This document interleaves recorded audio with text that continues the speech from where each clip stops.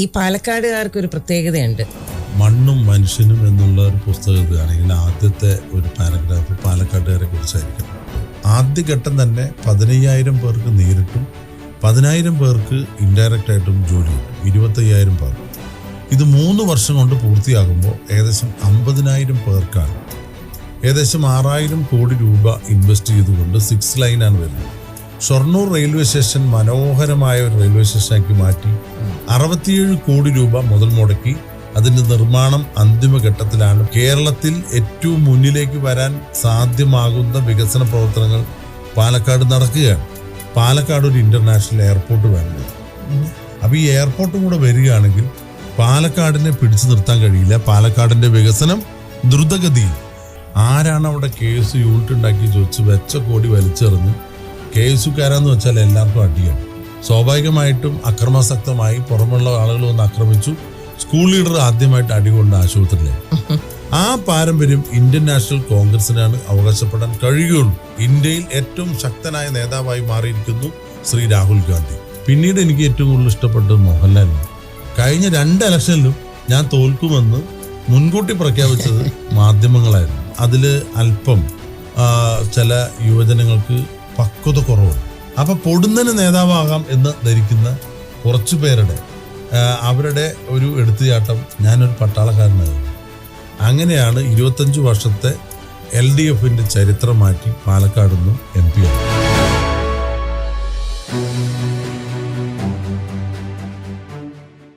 ശ്രീകണ്ഠൻ നമ്മളോടൊപ്പം ഇന്ന് സ്റ്റുഡിയോയിലുണ്ട്. On the 973 show ഞാൻ നിങ്ങളോടൊപ്പം രാജീവ് ഉണ്ണികൃഷ്ണനാണ്. തുടക്കത്തിൽ തന്നെ വളരെ സന്തോഷം, പാക്റ്റിന്റെ പാലക്കാടുകാരുടെ ഓണാഘോഷത്തിന് ബഹ്റിനിലേക്ക് വന്നതിൽ. Thank you. ആദ്യമായിട്ടാണോ ബഹ്റിനില്? അല്ല, ബഹ്റിനിൽ ഞാൻ 3-4 തവണ വന്നിട്ടുണ്ട്. ഓണത്തിന് ആദ്യമായിട്ട്. ഇന്നലത്തെ ഓണാഘോഷം എങ്ങനെയുണ്ടായിരുന്നു? നല്ല ഗംഭീരമായിരുന്നു. മലയാളികൾ മാത്രമല്ല, ഒരുപാട് പേര് നമ്മുടെ ബഹ്റിൻ നിവാസികളും അതുപോലെ തന്നെ മലയാളികളുടെ സുഹൃത്തുക്കളും ഒരുപാട് പേരുണ്ടായിരുന്നു. നല്ലൊരു കൂട്ടായ്മയായിരുന്നു. ഈ പാലക്കാടുകാർക്കൊരു പ്രത്യേകതയുണ്ട്. അവർ പെട്ടെന്ന് നമ്മുടെ മനസ്സിലേക്ക് ഇടം പിടിക്കുന്ന ഒരു കൂട്ടരാണ്. അതിവിടെ പാലക്കാടുകാർ പലപ്പോഴും വന്ന് സംസാരിക്കുമ്പോഴും അവരുമായിട്ട് ഇന്ററാക്ട് ചെയ്യുമ്പോഴും ഒക്കെ ഞാൻ പറഞ്ഞിട്ടുള്ള ഒരു സ്റ്റേറ്റ്മെന്റ് ആണ്. അതിനോട് എങ്ങനെ റിഫ്ലക്ട് ചെയ്യുന്നു പാലക്കാടിനെ റെപ്രസെന്റ് ചെയ്യുന്ന ഒരു വ്യക്തി? പാലക്കാടുകാര് മണ്ണും മനുഷ്യനും എന്നുള്ള ഒരു പുസ്തകത്തിലാണെങ്കിൽ ആദ്യത്തെ ഒരു പാരഗ്രാഫ് പാലക്കാട്ടുകാരെ കുറിച്ചായിരിക്കണം. കാരണം പാലക്കാട് കാർഷിക വൃത്തിയിൽ ഏർപ്പെട്ടിട്ടുള്ള ജനങ്ങളാണ് ഒരു 70%. സ്വാഭാവികമായിട്ടും ജനിച്ച മണ്ണിനോട് കൂറും പ്രതിപത്തിയുള്ളവർ, എല്ലാവരെയും സ്നേഹിക്കാനും അടുത്തറിയാനും നല്ല കഴിവുള്ളവർ, അതിനേക്കാൾ നല്ല ആത്മാർത്ഥതയുള്ളവരും സത്യസന്ധരായ ആളുകളും, അങ്ങനെ നിഷ്കളങ്കരായ ആളുകളുടെ ഒരു കൂട്ടമാണ് പാലക്കാട്. അപ്പോൾ ലോകത്തിൻ്റെ ഏത് ഭാഗത്ത് ചെന്നാലും പരിചയപ്പെട്ട പാലക്കാട്ടുകാർ ആദ്യം ചോദിക്കുക, നിങ്ങൾ ആഹാരം കഴിച്ചോ? മറ്റുള്ളവരൊക്കെ എങ്ങനെയാ വന്ന് യാത്ര സുഖമായോ, വീട്ടിൽ എന്തുണ്ട്, അങ്ങനെ ചോദിക്കുമ്പോൾ ആദ്യം തന്നെ ചോദിക്കുക ഒരു മനുഷ്യന് ഏറ്റവും കൂടുതൽ പ്രാധാന്യം കൊടുക്കുന്നത് വിശക്കുന്ന ആളുകൾക്ക് പ്രത്യേകിച്ച് ആഹാരമാണ്. അപ്പോൾ ഭക്ഷണം കഴിച്ചോന്ന് ചോദിക്കുന്നത് ഒരു ഹൃദയത്തോട് അടുത്ത് നിൽക്കുന്ന ഒരു മനുഷ്യ സ്വഭാവമാണ്. അപ്പം അതുകൊണ്ട് പാലക്കാട്ടുകാരെപ്പോഴും അങ്ങനെ വിശാല മനസ്കരും അതുപോലെ തന്നെ നല്ല ആത്മാർത്ഥതയുള്ളവരുമാണ്. ഇപ്പോൾ പാലക്കാട് അസോസിയേഷൻ്റെ ഒരു പരിപാടിക്ക് വരുമ്പോൾ അവിടെ അത് കൃത്യമായി പ്രകടമാണ്. നല്ല വിഭവസമൃദ്ധമായ സദ്യയൊക്കെ കൊടുത്താണ് ഇത്തവണത്തെ ഓണാഘോഷം. ഇത്തവണത്തെ അല്ല, എല്ലാ വർഷത്തെയും പാലക്കാടുകാരുടെ സദ്യ വളരെ ഗംഭീരാണ്. അപ്പൊ വിഭവസമൃദ്ധമായ സദ്യയൊക്കെ കൊടുത്ത് അവര് മനസ്സിനെ സ്വാധീനിക്കും. ആഹാരം കൊടുത്തിട്ടാണ് ഏറ്റവും കൂടുതൽ സ്വാധീനിക്കും. അതാ പാലക്കാട്ടുകാരുടെ പ്രത്യേകത. അപ്പൊ അങ്ങനെ ഉള്ള ഇപ്പോ ശ്രീകണ്ഠൻ പറഞ്ഞതുപോലെ ഇന്നസെൻസ് മനസ്സിലുള്ള ഒരു ജനത അല്ലെ, അവരെ റെപ്രസെന്റ് ചെയ്യാൻ കഴിയുക എന്ന് പറയുന്നത് തന്നെ ഒരു ഭാഗ്യമാണ്. അപ്പൊ അതുകൊണ്ട് തന്നെ പാലക്കാട് ഉള്ള വികസന പദ്ധതികൾ, ഒരുപാട് വികസനങ്ങൾക്ക് പാലക്കാട് ഇപ്പൊ മുമ്പിൽ നിൽക്കുന്നു. You can be proud as a people's representative അല്ലെ. ആ പദ്ധതികളിലേക്ക് ഒന്ന്, ഞാൻ 2019 ആദ്യമായിട്ട് പാലക്കാട് നിന്നും ജയിച്ച MP ആകുന്നു. അപ്പോൾ അന്നത്തെ പാലക്കാട് നമ്മുടെ കേരളത്തിൽ വെച്ച് ഏറ്റവും പിന്നോക്ക ജില്ലകളിൽ ഒരു ജില്ലയായിട്ടാണ് കണക്കാക്കപ്പെട്ടിരുന്നത്. അത് വിദ്യാഭ്യാസ കാര്യത്തിൽ, പൊതുവെ പുരോഗതിയുടെ കാര്യത്തിൽ, വികസന കാര്യത്തിലൊക്കെ വളരെ പിന്നിലായിരുന്നു. പക്ഷെ അതിനൊക്കെ എന്ത് മാർഗം എന്ന് ആലോചിച്ചു, ഒരുപാട് വിദഗ്ധരുമായിട്ട് ആലോചിച്ചു, ചർച്ച ചെയ്തു. അവരുടെയൊക്കെ അഭിപ്രായം കണക്കിലെടുത്തുകൊണ്ട് ഓരോ പദ്ധതികൾക്ക് തുടക്കം കുറിച്ചു. സത്യത്തിൽ 2 ഗവൺമെൻറ്റുകൾ, സെൻട്രൽ ഗവൺമെൻറ്റും സ്റ്റേറ്റ് ഗവൺമെൻറ്റിൻ്റെയും ഒട്ടനവധി പ്രോജക്റ്റുകൾ വരുന്ന ഒരു കാലഘട്ടമാണ് ഇപ്പോഴത്തെ കാലഘട്ടം. ഇപ്പോൾ പാലക്കാടിനെ എല്ലാ അർത്ഥത്തിലും മുന്നോട്ട് നയിക്കാൻ എന്തെല്ലാം ഇൻഫ്രാസ്ട്രക്ചർ ഉണ്ടാകണം, അവിടുത്തെ സാധ്യതകൾ എങ്ങനെ പ്രയോജനപ്പെടുത്തണം, ഇതിനെക്കുറിച്ചാണ് കഴിഞ്ഞ 3-4 വർഷമായിട്ട് എൻ്റെ ഒരു അന്വേഷണം. അങ്ങനെ അന്വേഷിച്ച് ഒരുപാട് പ്രോജക്റ്റുകൾക്കൊപ്പെത്തി ഗവൺമെൻറ്റും അതിനനുസരിച്ചുള്ള പദ്ധതികൾ പ്ലാൻ ചെയ്തു. ഇപ്പോൾ ഏറ്റവും പ്രധാനമായിട്ട് കേരളത്തിലെ ഏറ്റവും വലിയ വ്യവസായ ശൃംഖല, ഒരു ഇൻഡസ്ട്രിയൽ ക്യാപിറ്റലായിട്ട് പാലക്കാടിനെ സ്റ്റേറ്റ് ഗവൺമെൻറ് റീസെൻ്റ്ലി പ്രഖ്യാപിച്ചു. അതിന് കാരണം നാഷണൽ ഇൻഡസ്ട്രിയൽ കോറിഡോറിൻ്റെ ഭാഗമായി നമുക്കറിയാം, ഈറോഡ് വന്ന് നിൽക്കുന്ന, സേലം വന്ന് നിൽക്കുന്ന ആ ഇൻഡസ്ട്രിയൽ കോറിഡോർ കേരളത്തിലേക്ക് വരികയാണ്. അപ്പോൾ സേലത്ത് നിന്നും പാലക്കാട് വഴി കൊച്ചിയിലേക്കാണ് പ്ലാൻ ചെയ്തത്. പക്ഷെ കൊച്ചിയിൽ എൻവയോൺമെൻ്റൽ സ്റ്റഡി നടത്തിയപ്പോൾ പെർമിഷൻ ഒന്നും ആയിട്ടില്ല. പക്ഷെ പാലക്കാട് ആ പെർമിഷനൊക്കെയായി. അങ്ങനെ ഫൈനൽ പെർമിഷൻ കിട്ടി. വലിയൊരു ക്ലസ്റ്റർ, ഇൻഡസ്ട്രിയൽ ക്ലസ്റ്റർ നമ്മുടെ പാലക്കാട് വരികയാണ്. അത് പാലക്കാട്ടെ പുതുശ്ശേരിയാണ്. പുതുശ്ശേരി കേരളത്തിലെ 2ാമത്തെ ഒരു വ്യവസായ ശൃംഖലയാണ്. കൊച്ചി കഴിഞ്ഞാൽ സെക്കൻഡ് പാലക്കാടാണ്. പക്ഷെ അത് ഹെവി ഇൻഡസ്ട്രീസാണ്. ഇത്തവണ വരുന്നത് ഈ നാഷണൽ കോറിഡോറിൻ്റെ ഭാഗമായിട്ട് വരുന്നത് മൾട്ടിനാഷണൽ കമ്പനികളാണ്. അപ്പം അതിന് വേണ്ടി 2000 ഏക്കർ സ്ഥലം ഏറ്റെടുത്തു പുതുശ്ശേരി പഞ്ചായത്തിൽ മാത്രം. കണ്ണമ്പ്ര പഞ്ചായത്തിൽ ഒരു 500 ഏക്കർ. അങ്ങനെ 2500 ഏക്കർ പാലക്കാട് റെഡിയാണ്. സ്റ്റേറ്റ് ഗവൺമെൻറ്റാണ് സ്ഥലം ഏറ്റെടുത്ത് കൊടുത്തത്. സെൻട്രൽ ഗവൺമെൻറ് ഈ പ്രോജക്റ്റിൽ ഏകദേശം 10,000 കോടി രൂപയുടെ ഇൻവെസ്റ്റ്മെൻറ്റാണ് ആദ്യത്തെ വർഷം. ഇതിൽ ഒരുപാട് സ്ഥാപനങ്ങൾ വരികയാണ്. നമുക്ക് വിദേശത്തൊക്കെ നമ്മുടെ കുട്ടികൾ പോയി, അഭ്യസ്തവിദ്യരായ ചെറുപ്പക്കാരൊക്കെ തൊഴിലന്വേഷിച്ച് മറ്റ് രാജ്യങ്ങളിലൊക്കെ പോകുമ്പോൾ അവർക്ക് ഇനി പാലക്കാട്ടേക്ക് വന്നാൽ മതി. മൾട്ടിനാഷണൽ കമ്പനികൾ, വിദേശത്ത് കിട്ടുന്ന സ്റ്റാറ്റസ്, അത് ശമ്പളത്തിൻ്റെ കാര്യത്തിലും മറ്റെല്ലാ സെക്യൂരിറ്റിയും പാലക്കാട് നൽകാൻ കഴിയുന്ന വലിയൊരു വ്യവസായ ശൃംഖലയാണ്, ഒരു സ്മാർട്ട് സിറ്റിയാണ് പാലക്കാട് വരുന്നത്. ആദ്യഘട്ടം തന്നെ 15,000 പേർക്ക് നേരിട്ടും 10,000 പേർക്ക് ഇൻഡയറക്റ്റ് ആയിട്ടും ജോലി കിട്ടും. 25,000 പേർക്ക്. ഇത് 3 വർഷം കൊണ്ട് പൂർത്തിയാകുമ്പോൾ ഏകദേശം 50,000 പേർക്കാണ്, പ്രൊഫഷണൽ വിദ്യാഭ്യാസം കഴിഞ്ഞ 50,000 പേർക്ക് അവിടെ ജോലി കിട്ടുകയാണ്. വലിയൊരു സാധ്യതയാണ്. വ്യാവസായിക രംഗത്തുണ്ടാകുന്ന വലിയ വളർച്ചയാണ്. നിങ്ങൾക്കറിയാം, പാലക്കാട് പശ്ചിമഘട്ട മലനിരയുടെ താഴ്വരയിലുള്ള ഒരു ജില്ലയാണ്. അപ്പോൾ എൻവയറമെൻ്റൽ സ്റ്റഡി നടത്തി. അപ്പോൾ അവിടെ കുടിക്കുന്ന വെള്ളത്തിന്, ശ്വസിക്കുന്ന വായുവിന്, ഇതിനൊന്നും യാതൊരു പോറലും ഏൽക്കാതെ എല്ലാം ഒരു പ്രകൃതി സൗഹൃദമായിട്ടുള്ള വ്യവസായശാലകളാണ് വരുന്നത് എന്നുള്ളത് വലിയൊരു അഡ്വാൻറ്റേജാണ്. ഈ ആധുനികവൽക്കരണത്തിൻ്റെ ഇടയിൽ ഏറ്റവും കൂടുതൽ പുതിയ ടെക്നോളജി നടപ്പിലാക്കുമ്പോൾ അതിൻ്റെ എല്ലാ സാധ്യതയും കേരളത്തിൽ ആദ്യമായി നടന്ന് കിട്ടാൻ പോകുന്നത് നമ്മുടെ പാലക്കാടാണ്. അപ്പോൾ സെൻട്രൽ ഗവൺമെൻറ് സ്റ്റേറ്റ് ഗവൺമെൻറ്റും സംയുക്തമായ ഈ സംരംഭം അതിൻ്റെ തുടക്കത്തിൽ തന്നെ എല്ലാ നടപടിക്രമങ്ങളും പൂർത്തീകരിച്ച് അത് ആഗോള ടെൻഡർ, ഇൻഫ്രാസ്ട്രക്ചറിന് വേണ്ടിയിട്ടുള്ള ആഗോള ടെൻഡർ കഴിഞ്ഞ ആഴ്ച വിളിച്ചു കഴിഞ്ഞു. 1 കൊല്ലം കൊണ്ട് തന്നെ നമുക്ക് ഈ പ്രവർത്തനങ്ങളൊക്കെ സ്റ്റാർട്ട് ചെയ്യാൻ പറ്റും. അപ്പോൾ പൊതുവെ പാലക്കാട് കാർഷിക ജില്ലയാണ്. നിങ്ങൾക്കറിയാം, കേരളത്തിലേക്ക് ഏറ്റവും കൂടുതൽ ആവശ്യമുള്ള നെല്ല് ഉൽപ്പാദിപ്പിക്കുന്ന ഒരു പ്രദേശം പാലക്കാടാണ്. കുട്ടനാടും കേരളത്തിൽ ഈ മേഖലയിൽ ഒരുമിച്ച് നിൽക്കുന്നു. കാർഷിക മേഖലയിൽ നെല്ല് മാത്രമല്ല, നാണ്യവിളകളുടെ കാര്യത്തിലാണെങ്കിലും പച്ചക്കറി ആണെങ്കിലും ഇപ്പോൾ നെല്ലിയാമ്പതിയിൽ ചായ, കാപ്പി, ഓറഞ്ച് തോട്ടങ്ങളുണ്ട്. മുതലമട, മാങ്ങ തോട്ടങ്ങളുണ്ട്. വൻതോതിൽ കയറ്റുമതി ചെയ്യുന്നത് ഇത്തരത്തിലുള്ള കൃഷി അനുബന്ധ ഉൽപ്പന്നങ്ങൾ കയറ്റുമതി ചെയ്യുന്നത് കൂടുതലും പാലക്കാട്ട് നിന്ന്. അപ്പോൾ കാർഷിക മേഖലയ്ക്കും വലിയൊരു വളർച്ച ഉണ്ടാകും. നമുക്കറിയാം, ഖത്തറിൽ വേൾഡ് കപ്പ് ഫുട്ബോൾ നടക്കുമ്പോൾ അവിടേക്ക് ആവശ്യമായ പഴം, പച്ചക്കറിയൊക്കെ കൊടുത്ത് തമിഴ്നാടാണ് മുന്നിൽ. തൊട്ടടുത്ത ജില്ലയിൽ നിന്ന് പാലക്കാട് നിന്നാണ് ഏറ്റവും കൂടുതൽ കോഴിമുട്ടയും അതുപോലെ തന്നെ ഒരുപാട് കോടിക്കണക്കിന് രൂപയുടെ കയറ്റുമതി നടത്തിയത് പാലക്കാട് ജില്ലയിൽ നിന്ന്. അപ്പോൾ കാർഷിക മേഖലയിലുള്ള സാധ്യതകൾ കൂടി പ്രയോജനപ്പെടുത്തിയാൽ ഈ വ്യാവസായിക പുരോഗതി കേരളത്തിൽ ഏറ്റവും നന്നായി വരാൻ പോകുന്ന പാലക്കാട് നിരവധി തൊഴിൽ സാധ്യതകളുണ്ടാകും. അതിനോടൊപ്പം നല്ല പ്രകൃതി മനോഹരമായിട്ടുള്ള ഭൂപ്രദേശങ്ങളുണ്ട്. ഇപ്പോൾ സൗത്ത് ഇന്ത്യയിൽ തന്നെ ഏറ്റവും മനോഹരമായ ഗ്രാമമായി കൊല്ലങ്കോട് ഗ്രാമത്തെ തിരഞ്ഞെടുത്തു. ആ കൊല്ലങ്കോട്ടേക്ക് സഞ്ചാരികളുടെ ടൂറിസ്റ്റുകളുടെ ഒരു ഒഴുക്കാണ്. അവർ തന്നെ അതിശയിച്ചു പോയി. നാട്ടിലെ ഈ ഗ്രാമീണ പശ്ചാത്തലം കാണാൻ എവിടെ നിന്നൊക്കെയാണ് ആളുകൾ വരുന്നത്. അപ്പോൾ വൻ സാധ്യതകളാണ്. അട്ടപ്പാടി ഉൾപ്പെടെയുള്ള സൈലന്റ് വാലി ഉൾപ്പെടെയുള്ള ഏറ്റവും നല്ല മലനിരകളും നല്ല പ്രകൃതി ഭംഗിയും 8ഓളം ഡാമുകൾ, നല്ല കൃഷിയിടങ്ങൾ, കാണാൻ മനോഹരമായിട്ടുള്ള സ്ഥലങ്ങൾ, ഇതെല്ലാം ടൂറിസത്തിന് വലിയ സാധ്യതയാണ്. ഇപ്പോൾ നമുക്ക് കേരളത്തേക്ക് അനുവദിച്ച് കിട്ടിയ ഗ്രീൻഫീൽഡ് ഹൈവേ ഏറ്റവും ആദ്യം നടപ്പിലാകുന്നത് പാലക്കാട്ടാണ്. പാലക്കാട് നിന്നും കോഴിക്കോട്ടേക്കുള്ള ഗ്രീൻഫീൽഡ് ഹൈവേയുടെ സ്ഥലമേറ്റെടുപ്പ് പൂർത്തിയായി. ഏകദേശം 6000 കോടി രൂപ ഇൻവെസ്റ്റ് ചെയ്തുകൊണ്ട് 6 ലൈനാണ് വരുന്നത്. അതും കേരളത്തിലെ മനോഹരമായ, ഗ്രീൻഫീൽഡ് എന്ന് വെച്ചാൽ തന്നെ മനോഹരമായതാണ് അർത്ഥം. പശ്ചിമഘട്ട മലനിരയുടെ താഴ്വാരത്തിൽ കൂടെ പാലക്കാട് കരിമ്പ കല്ലടിക്കോട് വഴി ആ മലനിരകളൊക്കെ കണ്ട് അങ്ങനെ മണ്ണാർക്കാട് ഭാഗത്തു കൂടെയാണ് ആ ഹൈവേ കടന്നു പോകുന്നത്. ഇതിലുള്ള മെച്ചം നോർത്ത് കേരളയിലേക്ക്, ഉത്തര കേരളത്തിലേക്ക് ഏറ്റവും പെട്ടെന്ന് കോഴിക്കോട്ടേക്ക് 1.5 മണിക്കൂറിൽ എത്തിച്ചേരാൻ കഴിയുന്ന നല്ലൊരു ഹൈവേ ആണ് വരുന്നത്. അപ്പോൾ ഇൻഫ്രാസ്ട്രക്ചർ ഡെവലപ്മെന്റ് അതിനോടൊപ്പം നടക്കുകയാണ്.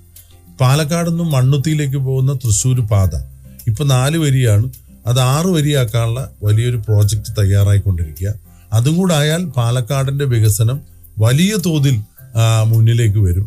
ഇതിനേക്കാൾ പ്രധാനപ്പെട്ടത് എൻ്റെ കോൺസ്റ്റിറ്റ്യുവൻസി പാലക്കാടാണ് കേരളത്തിൽ പ്രധാനപ്പെട്ട 2 റെയിൽവേ ജംഗ്ഷനുള്ളത്. ഒന്ന് ഷൊർണൂരും ഒന്ന് പാലക്കാടും. ആ പാലക്കാട് റെയിൽവേ ജംഗ്ഷന്റെ ഇൻഫ്രാസ്ട്രക്ചറൊക്കെ ഒരുപാട് മാറ്റം വന്നു, നിരവധി സൗകര്യങ്ങളായി. ഷൊർണൂർ റെയിൽവേ സ്റ്റേഷൻ മനോഹരമായ ഒരു റെയിൽവേ സ്റ്റേഷനാക്കി മാറ്റി ട്രെയിൻ യാത്രക്കാർക്ക് എത്രയും പെട്ടെന്ന് എത്താനും പോകാനും നിരവധി സർവീസുകളാണ്. ഇതുകൂടാതെ കേരളത്തിൽ 3ാമത്തെ പിറ്റ് ലൈൻ, റെയിൽവേയുടെ പിറ്റ് ലൈൻ എന്ന് വെച്ചാൽ ലോങ് റണ്ണിങ് ട്രെയിനുകൾക്കുള്ള സർവീസ് സ്റ്റേഷനുകളാണ്. അപ്പോൾ അത് തിരുവനന്തപുരത്തും എറണാകുളത്തുമാണ് ഇപ്പോൾ നിലവിലുള്ളത്. അതുകൊണ്ട് എന്താ വെച്ചാൽ തിരുവനന്തപുരത്താണ് പുതിയ ട്രെയിൻ സ്റ്റാർട്ട് ചെയ്യാൻ പറ്റൂ, ഇല്ലെങ്കിൽ എറണാകുളത്തെ പറ്റൂ. നിങ്ങൾക്കറിയാം, തിരുവനന്തപുരം ന്യൂഡൽഹി, എറണാകുളം ന്യൂഡൽഹി, കൊച്ചി മുംബൈ, അതുപോലെ തിരുവനന്തപുരം മുംബൈ, അങ്ങനെ കൊൽക്കത്തയിലേക്കും നോർത്ത് ഇന്ത്യൻ സ്റ്റേറ്റിലേക്കൊക്കെ ട്രെയിൻ സ്റ്റാർട്ട് ചെയ്യുന്നത് തിരുവനന്തപുരത്തും എറണാകുളത്തുമാണ്.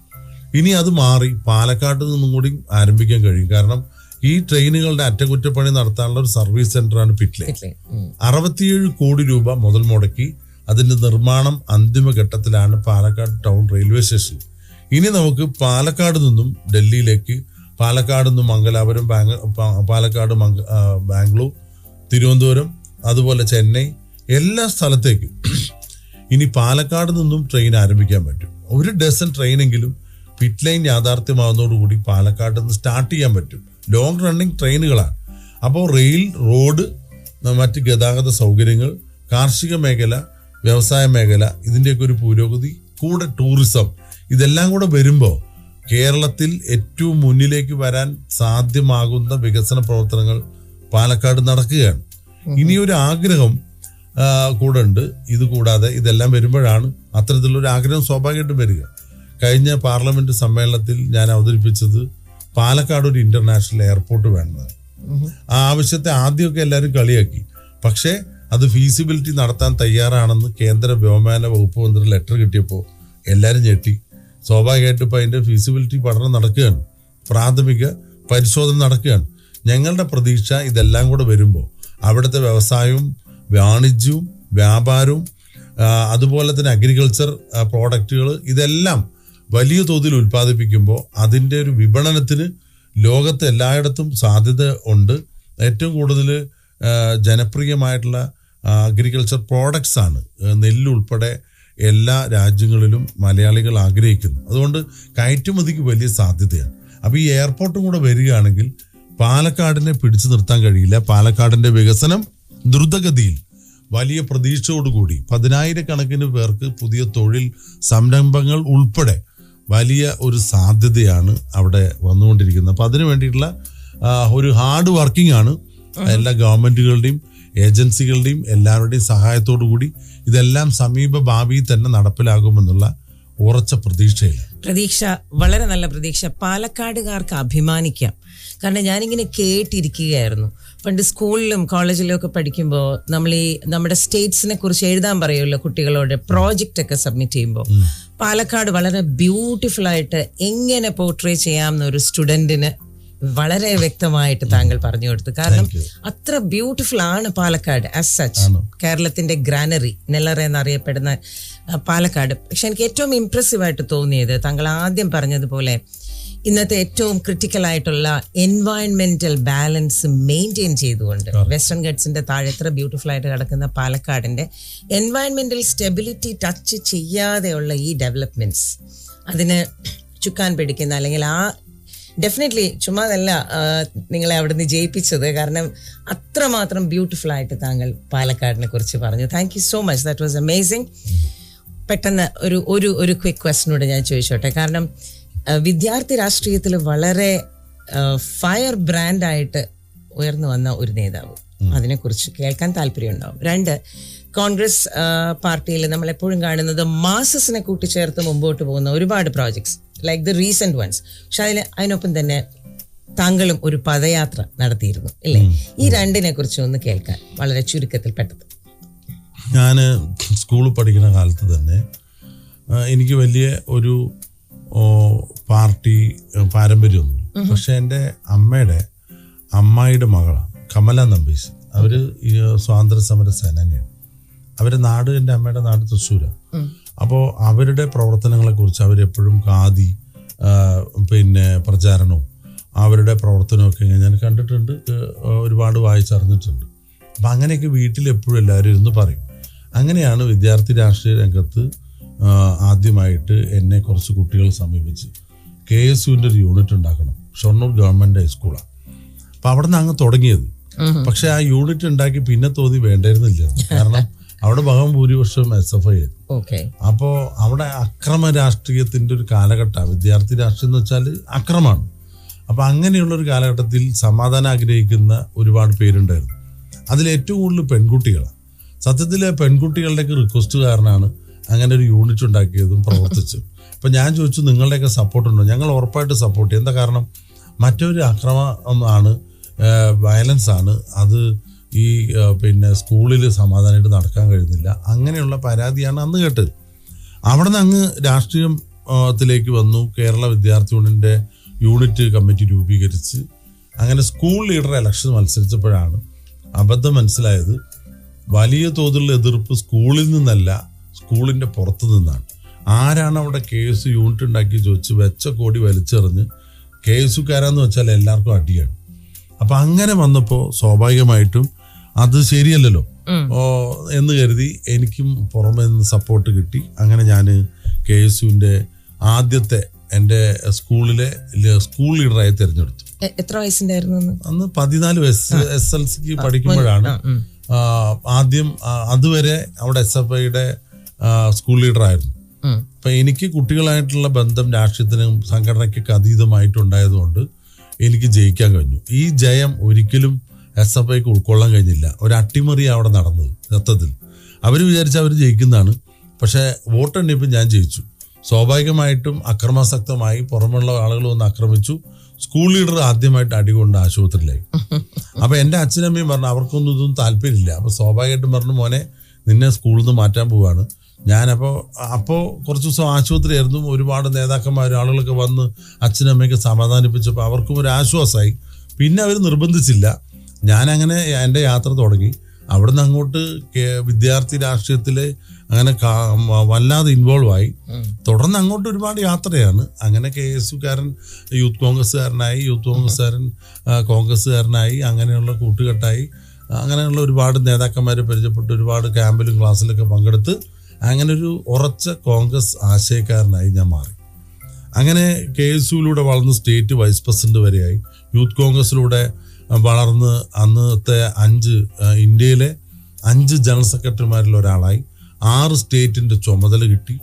അങ്ങനെ ആന്ധ്രയുടെ ചുമതലയും കിട്ടി. എൻ്റെ ജീവിതത്തിലൊരു വഴിത്തിരിവെന്ന് പറയാൻ ഒരു പക്ഷേ ആന്ധ്രയിലെ അന്നത്തെ പ്രതിപക്ഷ നേതാവായിരുന്നു, മുഖ്യമന്ത്രിയല്ല, അദ്ദേഹം YS രാജശേഖർ റെഡ്ഡി. അദ്ദേഹം ഒരു മഹാപദയാത്ര സംഘടിപ്പിച്ചു. ഇപ്പോൾ ഭരണത്തിൽ നിന്നും കോൺഗ്രസ് പോയപ്പോൾ തിരിച്ചു വരാൻ വേണ്ടി ജനങ്ങളിലേക്ക് ഇറങ്ങി നടത്തിയ ഒരു പടയോട്ടം എന്ന് വിശേഷിപ്പിക്കാവുന്ന ആ മഹാപദയാത്രയിൽ ഞാൻ 3 ദിവസം പങ്കാളിയായി. 2.5 ദിവസം അത് കഴിഞ്ഞ് എനിക്ക് ക്ഷീണമായി. ഞാൻ അന്ന് ചെറുപ്പമാണ്, പക്ഷേ ഈ പദയാത്ര എന്ന് വെച്ചാൽ ഒരു ദിവസം 20-25 കിലോമീറ്ററാണ് നടക്കണം. അപ്പോൾ രാവിലെ എഴുന്നേറ്റ് നേരെ നടന്ന ഉച്ചയ്ക്ക് അല്പം വിശ്രമം, രാത്രി വരെയും പദയാത്രയാണ്. ലക്ഷക്കണക്കിന് ആളുകൾ പങ്കെടുത്ത പദയാത്രയാണ്. അപ്പം അതിൽ നിന്നും എനിക്കൊരു ആവേശം കിട്ടി. അങ്ങനെ എൻ്റെ ജില്ലയിലും പാർട്ടിയൊക്കെ വല്ലാതെ പിന്നോക്കം പോയി നിൽക്കുമ്പോൾ എനിക്ക് പിന്നീട് ഞാൻ KPC സെക്രട്ടറിയായി ഒരുപാട് ഭാരവാഹിത്വം വഹിച്ച് ജില്ലാ കോൺഗ്രസ് കമ്മിറ്റിയുടെ പ്രസിഡന്റ് ആയപ്പോൾ പാലക്കാട്ടെ കമ്മ്യൂണിസ്റ്റ് പാർട്ടിയുടെ മാർക്സിസ്റ്റ് പാർട്ടിയുടെ ശക്തമായ പേരുള്ള ഒരു ജില്ലയിൽ എങ്ങനെ പാർട്ടി തിരിച്ചു വരാൻ കഴിയും, അല്ലെങ്കിൽ പാർട്ടിക്ക് മുന്നോട്ട് വരാൻ കഴിയുമെന്ന് ആലോചിച്ചപ്പോൾ എൻ്റെ മുന്നിൽ കണ്ട് ജനങ്ങളിലേക്ക് ഇറങ്ങുക എന്നുള്ള. അപ്പോൾ YSRനെ ആണ് പ്രതിപുരുഷനായിട്ട് ഞാൻ കണ്ടത്. മാത്രമല്ല എൻ്റെ ഗുരുനാഥനായിട്ടുള്ള പാലക്കാട്ടെ പഴയ MLA P. ബാലേട്ടൻ, അദ്ദേഹവും ഒരു പദയാത്ര നടന്നിരുന്നു. ജില്ല മുഴുവൻ അദ്ദേഹത്തിന് പലപ്പോഴും പറ്റിയില്ല. പക്ഷെ ആ പദയാത്രയ്ക്ക് ശേഷം 27 വർഷത്തിന് ശേഷം ഞാൻ DCC പ്രസിഡൻ്റായപ്പോൾ ജില്ല മുഴുവൻ ഒരു പദയാത്ര നടത്തി. അതിൽ പാർട്ടി പ്രവർത്തകരെ മുഴുവൻ യോജിപ്പിച്ചു എന്ന് മാത്രമല്ല, ആബാലവൃദ്ധ ജനങ്ങളും നാട്ടുകാരും എല്ലാവരും പങ്കെടുത്ത് വലിയൊരു ആവേശമായി കോൺഗ്രസിൻ്റെ ഒരു തിരിച്ചുവരവ് ഉറപ്പാക്കി. ആ പദയാത്ര സമാപിക്കുന്ന അന്ന് രാത്രി എന്നെ പാലക്കാട് പാർലമെന്റ് സ്ഥാനാർത്ഥിയായിട്ട് ഹൈക്കമാൻഡ് പ്രഖ്യാപിക്കുകയാണ്. അപ്പോൾ കണ്ടിന്യൂസ് ആയിട്ട് അങ്ങനെ ഇലക്ഷൻ പ്രവർത്തനം നടത്തി. അങ്ങനെയാണ് 25 വർഷത്തെ LDFന്റെ ചരിത്രം മാറ്റി പാലക്കാട് നിന്നും MP ആകുന്നത്. കൺഗ്രാറ്റുലേഷൻസ്. Thank you. നല്ലൊരു ജേർണിയാണ് ഈ കേട്ടത്. അതായത് സ്റ്റുഡൻറ് ലീഡർഷിപ്പിൽ നിന്ന് വളർന്നു വന്ന് ഇന്നിപ്പോൾ ഇത്ര അഭിമാനകരമായ ഒരു പൊസിഷനിലിരിക്കുമ്പോൾ ഞാൻ നേരത്തെ ചോദിച്ചതുപോലെ ഈ പദയാത്രകൾ അല്ലെങ്കിൽ മാസസിലേക്ക് ഇറങ്ങുക എന്നുള്ളതാണ് ഒരു പൊളിറ്റീഷ്യന്റെ ട്രൂ കമ്മിറ്റ്മെന്റ് എന്ന് കോൺഗ്രസ് ആസ് എ പാർട്ടി മനസ്സിലാക്കിയിട്ടുണ്ട് എന്ന് വ്യക്തമാക്കുന്ന പല കാര്യങ്ങളും നമ്മളിപ്പം ഇന്ന് കണ്ടുകൊണ്ടിരിക്കുകയാണ്. ഈ ഒരു സിറ്റുവേഷനിൽ how do you look at the future of your party? ഇപ്പോൾ രാഹുൽ ഗാന്ധി ഇന്ത്യ മുഴുവൻ സഞ്ചരിച്ച് ഒരു പൊതുപ്രവർത്തകൻ, ഒരു കോൺഗ്രസ് നേതാവ് ഇന്ത്യയുടെ ചരിത്രത്തിൽ ഇത്രയും കിലോമീറ്ററുകൾ, ഇത്രയും ലക്ഷക്കണക്കിന് ആളുകളോടൊപ്പം വിവിധ തുറകളിലുള്ള പാവപ്പെട്ട തൊഴിലാളികൾ, അതുപോലെ തന്നെ വിദ്യാർത്ഥികൾ, യുവജനങ്ങൾ, അതുപോലെ സ്ത്രീകൾ, സമൂഹത്തിൻ്റെ വിവിധ മേഖലകളിൽ തൊഴിലെടുക്കുന്ന വിവിധ ഇടങ്ങൾ, അതും കടലിൽ പോയി മീൻ പിടിക്കുന്ന മുക്കുവ തൊഴിലാളികളുടെ ഒപ്പം, അങ്ങനെ ഇന്ത്യയുടെ മനസ്സറിഞ്ഞ ഒരു പുതിയ യുഗപുരുഷനായി രാഹുൽ ഗാന്ധി മാറുകയാണ്. ആ രാഹുൽ ഗാന്ധിയുടെ പോരാട്ടം എന്ന് പറയുന്നത് ജനാധിപത്യപരമായ രീതിയിലുള്ള പോരാട്ടമാണ്. മതേതരത്വം, കോൺഗ്രസിന്റെ മുഖമുദ്രയായിട്ടുള്ള മതേതരത്വം മുറുകെ പിടിച്ചുകൊണ്ട് ജാതി മത വ്യത്യാസമില്ലാതെ, വർഗവർണ്ണ വ്യത്യാസമില്ലാതെ, ഭാഷാ വ്യത്യാസമില്ലാതെ ഇന്ത്യയുടെ ഐക്യം ആഗ്രഹിച്ചുകൊണ്ട് നടത്തുന്ന വലിയൊരു പോരാട്ടമാണ്. ഒരു പക്ഷേ പ്രത്യക്ഷത്തിൽ വളരെ പെട്ടെന്ന് അതിന് റിസൾട്ട് ഉണ്ടാകണമെന്നില്ല. പക്ഷെ റിസൾട്ട് ഉണ്ടായാൽ തകർക്കാൻ കഴിയാത്ത തരത്തിലുള്ള വിശ്വാസം നേടിയെടുത്ത് അതിഗംഭീരമായി മുന്നോട്ട് പോകുന്ന ഒരു മൂവ്മെൻ്റായി മാറും. നമുക്കറിയാം സ്വാതന്ത്ര്യ സമര ചരിത്രം ഇന്ത്യയുടെ, കേരളത്തിലും അതിൻ്റെ അലയൊലികൾ ധാരാളം ഉണ്ടായിട്ടുണ്ട്. മഹാത്മാഗാന്ധി ഉൾപ്പെടെയുള്ള ഒരുപാട് ലോക നേതാക്കന്മാരുടെ, രാജ്യസ്നേഹികളായിട്ടുള്ള ഒരുപാട് പേരുടെ ജീവൻ ബലിയർപ്പിച്ചുകൊണ്ടാണ് ആ പോരാട്ടം സക്സസ് ആയത്. എത്ര പതിറ്റാണ്ടുകളുടെ പോരാട്ടത്തിനൊടുവിലാണ് ഇന്ത്യ സ്വാതന്ത്ര്യം ലഭിച്ചത് നമ്മുടെ രാജ്യത്ത്. അതിൽ ഏറ്റവും പ്രധാനപ്പെട്ടത് ആ സ്വാതന്ത്ര്യത്തിൻ്റെ അമൃത് അവർക്ക് ആർക്കും ലഭിച്ചില്ല. അടുത്ത ഒരുപാട് തലമുറകൾക്ക് വേണ്ടിയുള്ളൊരു പോരാട്ടമായിരുന്നു. അതിൽ ഏറ്റവും പ്രധാനപ്പെട്ടത് ഇന്ത്യ പോലുള്ള വ്യത്യസ്തമായ സംസ്കാരവും വ്യത്യസ്തമായിട്ടുള്ള ജീവിതശൈലിയും ആചാര അനുഷ്ഠാനങ്ങൾ വ്യത്യസ്തമാണ്. ഭാഷ ലോകത്തിൽ ഏറ്റവും കൂടുതൽ ഉള്ള ഒരു രാജ്യമാണ് ഇന്ത്യ. വ്യത്യസ്ത ഭാഷകളും വ്യത്യസ്ത മതങ്ങളും വ്യത്യസ്ത ജാതികളും ഉപജാതികളുള്ള ഒരു സമൂഹത്തെ എങ്ങനെ ഒരുമിപ്പിച്ചാക്കണമെന്ന് അന്ന് മഹാത്മാഗാന്ധി ഉൾപ്പെടെയുള്ള ഒരുപാട് ദേശീയ നേതാക്കന്മാരുടെ ദീർഘവീക്ഷണമാണ് ആ റിസൾട്ട്. അപ്പം എല്ലാവരും കൂടി യോജിച്ച് പ്രവർത്തിച്ചാൽ, കഠിനാധ്വാനം ചെയ്താൽ റിസൾട്ട് ഉണ്ടാകുമെന്നുള്ളത് നമ്മുടെ ചരിത്രമാണ്, നമ്മുടെ പാരമ്പര്യമാണ്, നമ്മുടെ പൈതൃകമാണ്. ആ പാരമ്പര്യം ഇന്ത്യൻ നാഷണൽ കോൺഗ്രസിനാണ് അവകാശപ്പെടാൻ കഴിയുകയുള്ളൂ. എല്ലാവരും ഒരുപോലെ കാണാം. വ്യത്യസ്തമായ ജാതി, വ്യത്യസ്തമായ മതം, എല്ലാവർക്കും ഉൾക്കൊള്ളാൻ കഴിയുന്ന ഒരു രാഷ്ട്രീയ പാർട്ടി ഇന്ത്യയിലുണ്ടെങ്കിൽ അത് ഇന്നും ഇന്ത്യൻ നാഷണൽ കോൺഗ്രസ്സാണ്. ജനാധിപത്യത്തിൽ തിരിച്ചടി ഉണ്ടാവും, എന്നും ജയിക്കില്ല, പ്രതിപക്ഷം ഉണ്ടാവും. അതാണ് ജനാധിപത്യത്തിന്റെ ഏറ്റവും മഹത്വം എന്ന് പറയുന്നത്. എന്നും ഒരു ആള് ജയിക്കുക, എന്നും ഒരു പാർട്ടി ഭരിക്കുക എന്ന് വെച്ചാൽ ജനാധിപത്യത്തിന് പ്രസക്തിയില്ല. അപ്പൊ അത് മറച്ചും മാങ്ങും ഒക്കെ വരും. പക്ഷെ ജനമനസ്സുകളിൽ ഇന്നും കുടികൊള്ളുന്ന ആശയം ഇന്ത്യൻ നാഷണൽ കോൺഗ്രസിന്റെ. കാരണം എല്ലാവർക്കും സമാധാനം വേണം, എല്ലാവർക്കും സുരക്ഷിതത്വം വേണം, എല്ലാവർക്കും ക്ഷേമം വേണം, തുല്യമായ അവകാശം അധികാരവും പ്രദാനം ചെയ്യുന്ന ഭരണഘടന നിലനിൽക്കണം. എല്ലാവരും ആഗ്രഹിക്കുന്നതാ. അപ്പൊ ഭരണഘടനാ സ്ഥാപനങ്ങൾ വികലമാക്കുമ്പോൾ, ജനാധിപത്യം അട്ടിമറിക്കപ്പെടുമ്പോൾ അതിനെ ചോദ്യം ചെയ്യാൻ ഇന്ന് ഇന്ത്യയിൽ ഏറ്റവും ശക്തനായ നേതാവായി മാറിയിരിക്കുന്നു ശ്രീ രാഹുൽ ഗാന്ധി.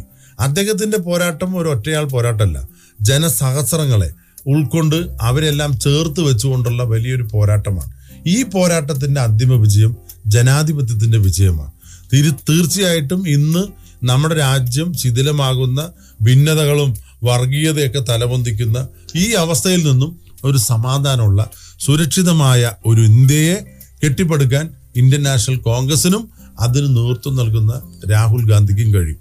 അദ്ദേഹം നമുക്ക് തരുന്ന മെസ്സേജ് ജനങ്ങളിലേക്ക് ഇറങ്ങുക, സാധാരണക്കാരായ ജനങ്ങളുടെ ആവശ്യങ്ങൾ മനസ്സിലാക്കി പൊതുരംഗത്ത് പ്രവർത്തിക്കുക, അതാണ് രാഷ്ട്രീയം. അപ്പൊ ജനാധിപത്യവും മതേതരത്വവും നിലനിർത്തുക, എല്ലാവരെയും ഐക്യത്തോടു കൂടി കാണുക, അവരെല്ലാം ചേർത്ത് വെച്ച് ഈ രാജ്യത്ത് നയിക്കുന്ന ആ പോരാട്ടമാണ് ഞങ്ങളുടെ എല്ലാവരുടെയും പ്രതീക്ഷ. വളരെ സന്തോഷം. കുടുംബം നാട്ടിലെവിടെയാണ്? പാലക്കാട് തന്നെയാണോ സെറ്റിൽഡ്?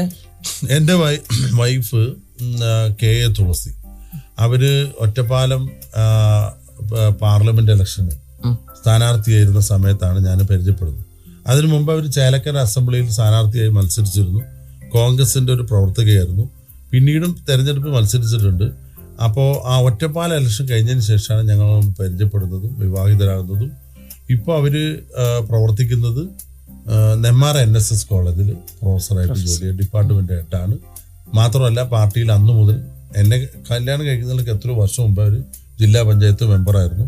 അവരുടെ സ്വദേശം ചേലക്കരയിൽ കൊണ്ടാഴി എന്ന് പറഞ്ഞ പ്രദേശത്താണ്. അവരന്ന് അവിടെ ജില്ലാ പഞ്ചായത്ത്, തൃശ്ശൂർ ജില്ലാ പഞ്ചായത്ത് ഡിവിഷൻ മെമ്പറായിരുന്നു. പിന്നീടാണ് അസംബ്ലിയിലും പാർലമെന്റിലൊക്കെ മത്സരിച്ചത്.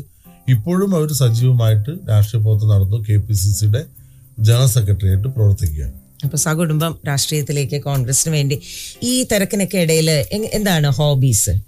ഏറ്റവും വലിയ ഹോബി എന്ന് പറയുന്നത് വായനയും സിനിമ കാണലുമാണ്. അതിലിപ്പോ രണ്ടും ബ്ലോക്കായി നിൽക്കുകയാണ്. അങ്ങനെ സിനിമ കാണാറില്ല, വളരെ കുറവാണ്. പക്ഷെ ഇടയ്ക്കെപ്പോഴെങ്കിലും സമയം കണ്ടെത്തി കാണും. വായന നമുക്ക് മനസ്സിലാക്കാം, തിരക്കിനിടയ്ക്ക് ഇരുന്ന് വായിക്കാതിരിക്കാൻ നിവൃത്തിയില്ല. കാരണം അറിയാനുള്ള ആഗ്രഹം വായനയിലൂടെയാണ്. നമുക്ക് കൂടുതൽ യാത്ര ചെയ്യാറില്ല. മുമ്പൊക്കെ നന്നായി ഇന്ത്യ മുഴുവൻ യാത്ര ചെയ്തിട്ടുണ്ട്. പക്ഷെ പാർലമെന്റ് മെമ്പറായതിനു ശേഷം കോൺസ്റ്റിറ്റ്യുവൻസിയിൽ പ്രാധാന്യം കൊടുക്കുന്നതുകൊണ്ട് ദൂര യാത്രകളൊക്കെ വളരെ കുറവാണ്. പല ഇൻവിറ്റേഷനും ഞാൻ വളരെ സൗമ്യമായിട്ട് അവരോട് കഴിയില്ല എന്ന് പറഞ്ഞ് ഒഴിയുകയാണ് പതിവ്. പക്ഷെ വായിക്കാറുണ്ട്. വായിക്കാൻ ഒരുപാട് ഇഷ്ടമാണ്. വായിച്ച് തന്നെയാണ് എല്ലാ കാര്യങ്ങളും മനസ്സിലാക്കുന്നത്. പിന്നെ ഒരു എൻജോയ്മെന്റ് ഉള്ളത് സിനിമയാണ്. മുമ്പ് രാവിലെ ഒരു സിനിമയ്ക്ക് പോയാൽ വൈകിട്ടും പോകുമായിരുന്നു. അങ്ങനെ ഒരു സിനിമ വല്ലാതെ ഇഷ്ടമായിരുന്നു. പക്ഷെ ഇപ്പൊ അങ്ങനെ കഴിയുന്നില്ല. എന്നാലും മാസത്തിൽ 3-4 പുതിയ സിനിമ കാണാറുണ്ട്. ഒരു നേതാവിനോട് ചോദിക്കാൻ പാടില്ല എങ്കിലും ഇഷ്ടപ്പെട്ട നടൻ അങ്ങനെ ആരെങ്കിലും ഉണ്ടോ? എനിക്ക് എല്ലാവരും ഇഷ്ടമാണ്. കാരണം മുമ്പ് ഞാൻ വിദ്യാർത്ഥിയായിരിക്കുമ്പോൾ എനിക്ക് ഏറ്റവും കൂടുതൽ ഇഷ്ടം പ്രേം നസീറിനെയാണ്. പിന്നെ കുറച്ച് കഴിഞ്ഞപ്പോൾ ജയനെയായി. ത്രില്ലർ സിനിമകളൊക്കെ കണ്ട് അവിടുന്ന് കുറെ കാലം വലിയ നേതാക്കന്മാരില്ലാത്ത അല്ലെങ്കിൽ നായകന്മാരില്ലാത്ത ഒരു കാലഘട്ടമായിരുന്നു, വലിയ നായകന്മാർ. പിന്നീട് എനിക്ക് ഏറ്റവും കൂടുതൽ ഇഷ്ടപ്പെട്ടത് മോഹൻലാലിനെ. പിന്നെ മമ്മൂട്ടിയുടെ സിനിമ എന്ന് വെച്ചാൽ അതും കാണാൻ തുടങ്ങി. അങ്ങനെ എല്ലാവരും എനിക്ക് ഇഷ്ടമാണ്. ഏറ്റവും നന്നായി പാട്ട് പാടുന്നവരെ, ഡാൻസ് ചെയ്യുന്നവരെ, എനിക്ക് കൊച്ചു കുട്ടികളെ വരെ ഏറ്റവും നന്നായി ഞാൻ പ്രോത്സാഹിപ്പിക്കുന്നതാണ്. കാരണം അത് അവർക്കൊക്കെ നൈസർഗികമായ ഒരുപാട് കഴിവുകളാണ്. ആ കഴിവുകളൊക്കെ അംഗീകരിക്കാൻ മനസ്സുണ്ടാകുമ്പോൾ എല്ലാവരും നമ്മുടെ ആരാധന കഥാപാത്രങ്ങളാവും. എല്ലാം നല്ല അഭിനേതാക്കളെയും ഞാൻ കാണുമ്പോഴും ഫോണിലും ഒക്കെ അഭിനന്ദിക്കാറുണ്ട്. അവരുടെ കഴിവുകളെ നമ്മൾ അംഗീകരിക്കുക. ഇതാണ് നമ്മുടെ മനുഷ്യന് വേണ്ടത്. എന്താ ഒരു എല്ലാവരെയും നമുക്ക് ഒരുപോലെ കാണാനും അവരുടെ കായിക മേഖലയിൽ അതുപോലെ കലാ സാഹിത്യ രംഗത്തൊക്കെ പ്രവർത്തിക്കുന്ന ഒരുപാട് പേരായിട്ട് എനിക്ക് വലിയ അടുപ്പമുണ്ട്. പക്ഷെ അവരുടെയൊക്കെ മേഖലയിൽ അവർ തിളങ്ങുമ്പോൾ നമുക്കും അഭിമാനം തോന്നും. അവർക്കൊക്കെ ഇത്ര കഴിവുണ്ടല്ലോ. അപ്പൊ അവരെയൊക്കെ പ്രോത്സാഹിപ്പിക്കുക. അപ്പൊ എല്ലാവരോടും എനിക്ക് ഒരുപോലെ ഇഷ്ടമാണ്. തീർച്ചയായിട്ടും ഒരു കഴിവിനെ അംഗീകരിക്കാൻ കഴിയുന്നത് തന്നെ നല്ലൊരു മനസ്സിന്റെ ലക്ഷണമാണ്. അപ്പൊ നമ്മള് അതുപോലെ മികച്ച പത്രപ്രവർത്തകർ. എനിക്ക് എൻ്റെ ഒരു ഗുരുനാഥനായിട്ട് പത്രപ്രവർത്തന രംഗത്ത് പാലക്കാട്ട് മലയാള മനോരമയിലെ റെസിഡന്റ് എഡിറ്റർ ആയിരുന്നു ശ്രീ ജോയ് ശാസ്താംപടിക്കലാണ്. അപ്പം ഞാൻ ആദ്യം വീക്ഷണം പത്രത്തിൽ കോൺഗ്രസിൻ്റെ മുഖപത്രം, അപ്പോൾ പ്രാദേശിക ലേഖകനായി. എങ്ങനെയായെന്ന് വെച്ചാൽ ഏജൻസി എടുത്താൽ അന്ന് ലേഖകനാവും. അപ്പോൾ എനിക്ക് വലിയ താല്പര്യം, അങ്ങനെ ഏജൻസി എടുത്ത് ലേഖകനായി. പിന്നെ മംഗളം പത്രം ഇറങ്ങി. അപ്പോൾ മംഗളത്തിൻ്റെ ഭയങ്കര പബ്ലിസിറ്റി ചെയ്തു. ഇനി ഭയങ്കര ഇഷ്ടമാണ് പത്രം എന്ന് വെച്ചാൽ രാവിലെ 4 മണിക്ക് പത്രം വരുമ്പോഴേക്കും എനിക്ക് വായിക്കണം. അപ്പം മംഗളം പത്രത്തിൽ ചേർന്ന് അങ്ങനെ പ്രാദേശിക ലേഖനം അങ്ങനെ പ്രവർത്തിക്കുമ്പോഴാണ് മനോരമയ്ക്ക് പുതിയ എഡിഷൻ പാലക്കാട് വരുന്നത്. അപ്പം ഞാൻ വെറുതെ ഒരു ലെറ്റർ അയച്ചു, ഇൻ്റർവ്യൂവിന് പോയി. അന്ന് ജോയേട്ടനൊന്നും എനിക്ക് പരിചയമൊന്നുമില്ല. ഒരു കടുപ്പുള്ള ചോദ്യങ്ങളൊക്കെ ചോദിച്ച് ഞാൻ പ്രദേശത്തെക്കുറിച്ച് എനിക്ക് അറിയാമെന്നൊക്കെ പറഞ്ഞ് അങ്ങനെ ഇൻ്റർവ്യൂ പറഞ്ഞ് നിങ്ങളെ സെലക്ട് ചെയ്തു പറഞ്ഞു. അങ്ങനെ ഞാൻ പ്രാദേശിക ലേഖനെ തുടങ്ങി ഒറ്റപ്പാലം ബ്യൂറോ ചീഫ് വരെയായി. ഒരു ചുരുങ്ങിയ ഒരു 4 വർഷം കൊണ്ട് എനിക്ക് ആ മേഖലയിൽ മുഴുവൻ സഞ്ചരിക്കാനും എൻ്റെ സൗഹൃദവും ബന്ധമൊക്കെ ഉപയോഗപ്പെടുത്തി നാടിന് വേണ്ടി വികസനം, പുരോഗതി ഇതൊക്കെ ലക്ഷ്യമാക്കി പ്രവർത്തിക്കുകയാണല്ലോ. അതിന് ഏറ്റവും കൂടുതൽ സഹായിച്ചത് അന്നൊക്കെ തെറ്റും കുറവൊക്കെ ഉണ്ടാകുമ്പോഴും ശാസിച്ചും ഗുണദോഷിച്ചും ഒക്കെ എന്നെ ഒരു നല്ല പത്രപ്രവർത്തകനാക്കി മാറ്റിയത് ശ്രീ ജോയ് ശാസ്താംപടിക്കലാണ്. അതുകൊണ്ട് അദ്ദേഹം വേർപിരിഞ്ഞപ്പോൾ അദ്ദേഹത്തിൻ്റെ മക്കളും അദ്ദേഹത്തിൻ്റെ കുടുംബാംഗങ്ങളും സുഹൃത്തുക്കളെ കൂടി ചേർന്ന് അദ്ദേഹത്തിന് ട്രസ്റ്റ് രൂപീകരിക്കണമെന്ന് പറഞ്ഞു. അപ്പം ഞാൻ അതിന് മുൻകൈ എടുത്തു. അന്ന് തൊട്ട് ഇന്ന് വരെ ഞാൻ ജോയ് ശാസ്താംപടിക്കൽ ട്രസ്റ്റിൻ്റെ ചെയർമാനായിട്ട് പ്രവർത്തിക്കുകയാണ്. അപ്പോൾ പത്രക്കാരായിട്ടും സമൂഹത്തിലെ വിവിധ തുറകളിലോരായിട്ടുമൊക്കെ ഒരടുത്ത ബന്ധം എനിക്ക് ഉണ്ടാക്കാൻ ആ കാലത്തെ പത്രപ്രവർത്തനം കഴിഞ്ഞിട്ടുണ്ട്. അതുകൊണ്ട് എനിക്ക് പത്രപ്രവർത്തകരെ വലിയ ഇഷ്ടമാണ്. നല്ലൊരു സ്റ്റാൻഡാണത്. ഒരു രാഷ്ട്രീയ നേതാവിന് പറ്റിയൊരു സ്റ്റാൻഡാണ് പത്രപ്രവർത്തകരെ ഇഷ്ടപ്പെടുക എന്നുള്ളത്. പക്ഷെ തീർച്ചയായിട്ടും ഒരു ജേർണലിസ്റ്റ് എന്നുള്ള ആ ഒരു സ്റ്റിന്റ് താങ്കളെ പൊളിറ്റിക്കൽ കരിയറിൽ ഡെഫിനറ്റ്ലി ഹെൽപ്പ് ചെയ്ത് കാണും അല്ലേ? മറ്റൊരു വ്യൂ പോയിന്റിൽ നിന്ന് നോക്കാൻ ഒരു പരിധിവരെ ശരിയാണ്. ഒരു എക്സ്പീരിയൻസ് എല്ലാ മേഖലയിലും ഉണ്ടാകുമ്പോൾ നമുക്ക് അതിൻ്റെതായ ഗുണങ്ങളുണ്ട്. പക്ഷേ തെരഞ്ഞെടുപ്പ് ഘട്ടത്തിൽ പുതുതായിട്ടുണ്ടായിട്ടുള്ള പ്രവണത നമുക്കറിയാം. ഒരു മത്സരമാണല്ലോ ഈ മാധ്യമ രംഗത്ത്, ചാനൽ രംഗത്തൊക്കെ വലിയ തോതിലുള്ള മത്സരം. അപ്പോൾ പലതിനും വഴങ്ങി ചില ചാനലുകൾ പ്രവർത്തിക്കുമ്പോൾ സ്വാഭാവികമായിട്ടും അതിൽ നിഷ്പക്ഷത ചോദ്യം ചെയ്യപ്പെടുന്നുണ്ട്. ഞാൻ ഇലക്ഷനുകൾ മത്സരം, ഞാൻ ഏറ്റവും നല്ല അറിയപ്പെടുന്ന ഒരു പത്രപ്രവർത്തകനായി കുറേ വർഷം പ്രവർത്തിച്ചതാണ്. പക്ഷെ പാലക്കാട്ടെ പത്രപ്രവർത്തകരോ അല്ലെങ്കിൽ അവർ എന്നെ അറിയുന്നതുകൊണ്ടോ എന്നെ മനഃപൂർവ്വം ഒരു തരത്തിലും അവഗണിച്ചിട്ടില്ല, അല്ലെങ്കിൽ ആ രീതി കണ്ടിട്ടില്ല. പക്ഷെ ഇന്നിപ്പോൾ അങ്ങനെയല്ലല്ലോ. പത്രപ്രവർത്തനം, മാധ്യമ പ്രവർത്തനം എന്ന് വെച്ചാൽ എവിടെ നിന്നൊക്കെ ആരൊക്കെ വരിക, എവിടെ നിന്നൊക്കെ റിപ്പോർട്ട് ചെയ്യുക, ഒന്നും പറയാൻ പറ്റില്ല. കഴിഞ്ഞ 2 ഇലക്ഷനിലും ഞാൻ തോൽക്കുമെന്ന് മുൻകൂട്ടി പ്രഖ്യാപിച്ചത് മാധ്യമങ്ങളായിരുന്നു, ചാനലുകാരായിരുന്നു. അപ്പോൾ അവർ പറഞ്ഞത് എന്താ വെച്ചാൽ ഞങ്ങൾ ഏർപ്പെടുത്തിയിട്ടുള്ള ഏജൻസികൾ നൽകിയ സർവേ റിപ്പോർട്ട് പ്രകാരം ഞങ്ങൾക്ക് നിങ്ങളോട് വ്യക്തിപരമായിട്ട് വിരോധമില്ല, പക്ഷെ നിങ്ങളുടെ സർവേകളൊക്കെ തെറ്റും, റിസൾട്ട് വരട്ടെ, യഥാർത്ഥ സർവേ ജനങ്ങളുടെയാണ്, അത് വന്നാൽ ഞാൻ ജയിക്കുമെന്ന് അമർത്തി പറഞ്ഞ ഒരാളാണ് ഞാൻ. അപ്പൊ ആദ്യഘട്ടത്തിൽ പറഞ്ഞു 3ാം സ്ഥാനത്ത് വരുന്നതാണ്. രണ്ടാമത് 5 വർഷം ഹാർഡ് വർക്ക് ചെയ്ത് പ്രവർത്തിച്ചിട്ടും ഈ ചാനലുകാർ ഏർപ്പെടുത്തിയ ഏജൻസി സർവേ നടത്തിയത് മിനിമം 50,000 വോട്ടിന് ഞാൻ തോൽക്കുന്ന. പക്ഷെ ആദ്യം 11,000 വോട്ടിന് ജയിച്ച ഞാൻ പിന്നീട് 75,000 വോട്ടിനാണ് ജയിച്ചത്. അപ്പൊ എനിക്ക് ജനങ്ങളുടെ സർവേയിലാണ് വിശ്വാസം. പത്രപ്രവർത്തകരായിട്ട് ബന്ധമുണ്ടെങ്കിലും എനിക്ക് അവരുടെ തലോടലോ അവരുടെയൊക്കെ സപ്പോർട്ടോ ഒന്നും അങ്ങനെ നയപരമായിട്ടോ അവരുടെ ഒരു ചാനലിന്റെ നയമായിരിക്കും. പക്ഷെ ഒരു യാഥാർത്ഥ്യമായിട്ടും എനിക്ക് അവരിൽ നിന്നും അങ്ങനെ ഒരു തലോടലോ അങ്ങനെ ഒരു സപ്പോർട്ടൊന്നും കിട്ടിയില്ല. ഞാൻ ഇപ്പോഴും വിശ്വസിക്കുന്നു, ഞാൻ ഹാർഡ് വർക്ക് ചെയ്താൽ എനിക്ക് വിജയം ഉണ്ടാവുന്നു. ആ ഹാർഡ് വർക്ക് ഞാൻ തുടർന്നുകൊണ്ടേയിരിക്കുകയാണ്. അതാണ്. അതുമല്ല, താങ്കൾ പറഞ്ഞതുപോലെ ജനങ്ങളാണ് അംഗീകരിക്കേണ്ടത്. എന്ത് സർവേ പറഞ്ഞാലും, എന്ത് എക്സിറ്റ് പോളുകൾ പറഞ്ഞാലും, at the end of the day നിങ്ങൾ പാലക്കാടുകാർക്ക് വേണ്ടി ചെയ്ത കാര്യങ്ങളെയാണ് അവർ എൻഡോസ് ചെയ്യുന്നത്. വളരെ സന്തോഷം പാലക്കാടിനെ കുറിച്ച് കേൾക്കാനും. നമുക്ക് ഈ കോൺവെർസേഷൻ അവസാനിപ്പിക്കുന്നതിന് മുമ്പ് ഒരു ചോദ്യം. എപ്പോഴും യങ്ങർ ലീഡർഷിപ്പിനെ നർച്ചർ ചെയ്ത് കൊണ്ടുവരണം എന്നുള്ളത് ഏതൊരു മീഡിയത്തിൽ അത് ഇമ്പോർട്ടൻ്റ് ആണ്, പ്രത്യേകിച്ച് രാഷ്ട്രീയത്തിൽ. അങ്ങനെ സംസാരിക്കുമ്പോൾ ബഹ്റിനിൽ വളരെ ആക്റ്റീവായിട്ടുള്ള യങ് പൊളിറ്റിക്കൽ ലീഡേഴ്സ് ഉണ്ട്, യങ്സ്റ്റേഴ്സ് ഉണ്ട്. അവർ ചെയ്യുന്നത് വെച്ചാൽ ഇവിടെ ഈ രാഷ്ട്രീയം എന്നുള്ളതിനെ മാറ്റി നിർത്തിയിട്ട് അവരെല്ലാവരും സോഷ്യലി കമ്മിറ്റഡ് ആയിട്ട് എൻഗേജ്ഡ് ആകുന്നു. അതിപ്പോൾ ഏത് പാർട്ടി എന്നുള്ളതല്ല. ഇന്നത്തെ യൂത്തിനോട് who are into politics, അവരുടെ ലിമിറ്റേഷൻസിനുള്ളിൽ നിന്നുകൊണ്ട് പൊളിറ്റിക്സിനെ യൂസ് ചെയ്യാൻ ശ്രമിക്കുന്നു ജനങ്ങളുടെ നന്മയ്ക്ക് വേണ്ടി. അങ്ങനെ ഇവിടെ ഹാർഡ് വർക്കിംഗ് ആണല്ലോ എപ്പോഴും പ്രവാസ ജീവിതം, അതിൻ്റെതായ ബുദ്ധിമുട്ടുകളുടെ കൂടെ ഇത് ഒരുമിച്ച് കൊണ്ടുവന്ന ആ യങ്സ്റ്റേഴ്സിന് ഇൻസ്പിറേഷണലായിട്ട് താങ്കളെപ്പോലെ വിദ്യാർത്ഥി രാഷ്ട്രീയത്തിൽ നിന്ന് വളർന്നു വന്ന് ജനങ്ങളുടെ മനസ്സിലിടം നേടിയ ഒരു രാഷ്ട്രീയ നേതാവിന് എന്താണ് അവരോട് പറയാനുള്ളത്? ബഹ്റിനിലുള്ള ഞാനും വിദ്യാർത്ഥി രാഷ്ട്രീയത്തിലൂടെ വന്നതാണ്. പിന്നീട് യൂത്ത് കോൺഗ്രസ് യുവജന രാഷ്ട്രീയത്തിൽ വന്നു, പിന്നെ മെയിൻ സ്ട്രീമിലേക്ക് എത്തി, ഒരു ജനപ്രതിയായി. പക്ഷേ ഇന്നത്തെ ഒരു യുവജനങ്ങളിൽ ഒരു പരിധി വരെ അവര് ഈ സോഷ്യൽ മീഡിയയിലൂടെയോ അല്ലെങ്കിൽ ജനങ്ങളുടെ ഇടയിൽ സ്വാധീനം അങ്ങനെ പിടിച്ചെടുക്കാനുള്ളതല്ല. സ്വാഭാവികമായിട്ടും അതിൽ അല്പം ചില യുവജനങ്ങൾക്ക് പക്വത കുറവുണ്ട്. അപ്പം നമ്മൾ ചിന്തിക്കേണ്ടത് നമ്മൾ മാത്രമല്ല, നമ്മളെ എതിരാളികളായിട്ടുള്ള ഒരുപാട് സംഘടനകളും രാഷ്ട്രീയ പാർട്ടികളും സസൂക്ഷ്മം നിരീക്ഷിക്കുകയാണ്. പഴയതുപോലെയല്ല, ജനങ്ങളും ഒരു വ്യക്തിയെ വിലയിരുത്തുന്നത് അദ്ദേഹത്തിൻ്റെ സ്വഭാവം, അദ്ദേഹത്തിൻ്റെ പ്രവൃത്തി, അദ്ദേഹത്തിൻ്റെ കാഴ്ചപ്പാട്, അങ്ങനെ തുടങ്ങി ഒട്ടനവധി കാര്യങ്ങൾ ഇന്ന് ചർച്ച ചെയ്യപ്പെടുന്ന ഒരു കാലമാണ്. അപ്പൊ വളരെ ജാഗ്രതയോടുകൂടി വേണം പൊതുപ്രവർത്തനത്തിന് ഇറങ്ങാൻ. പ്രത്യേകിച്ചും സോഷ്യൽ മീഡിയ എന്നുള്ളൊരു അതെ നിൽക്കുകയാണ് എപ്പോഴും ഡെമോക്രസിന്റെ വാള് പോലെ ഏത് സമയത്തും തല വീഴാൻ സാധ്യതയുണ്ട്. അപ്പൊ എപ്പോഴും ജാഗ്രതയോടുകൂടി പ്രവർത്തിക്കുക. മാത്രമല്ല, പ്രവർത്തിക്കുന്ന ഘട്ടത്തിൽ നല്ല ആത്മാർത്ഥതയോടുകൂടി പ്രവർത്തിക്കുക. അതിപ്പോ ഏത് ഫീൽഡാണെങ്കിലും. ഇപ്പൊ മാധ്യമ പ്രവർത്തന രംഗത്ത് ഒരുപാട് വെല്ലുവിളികളുണ്ട്, ബിസിനസ് രംഗത്തും വെല്ലുവിളികളുണ്ട്. ഇതിനൊക്കെ അതിജീവിക്കാനുള്ള ഒരു കരുത്ത് നേടുന്നത് കുറച്ച് പ്രായോഗിക പരിചയം കൂടെ വേണം. അപ്പൊ പൊടുന്നതിന് നേതാവാകാം എന്ന് ധരിക്കുന്ന കുറച്ചു പേരുടെ അവരുടെ ഒരു എടുത്തുചാട്ടം ഒരു എല്ലാ പാർട്ടിയിലും പ്രശ്നമുണ്ടാകും. സ്വാഭാവികമായിട്ടും പാർട്ടി വന്ന പൊതുരംഗത്താണ് വരുന്നത്, നമ്മളെ ശ്രദ്ധിക്കാൻ എല്ലാവരും ഉണ്ട് എന്നുള്ളൊരു ചിന്ത നമുക്ക് എപ്പോഴും ഉണ്ടാകും. പിന്നെ പാർട്ടിയുടെ ആശയങ്ങൾ പ്രചരിപ്പിക്കുന്നതിനോടൊപ്പം അത് മാത്രമല്ല, ജനങ്ങളോട് അടുത്ത് ഇടപഴകല്, ജനങ്ങളുടെ ആവശ്യത്തിന് മുഖം തിരിച്ചു നിൽക്കാതെ അവരെ കേൾക്കാൻ തയ്യാറാകുക.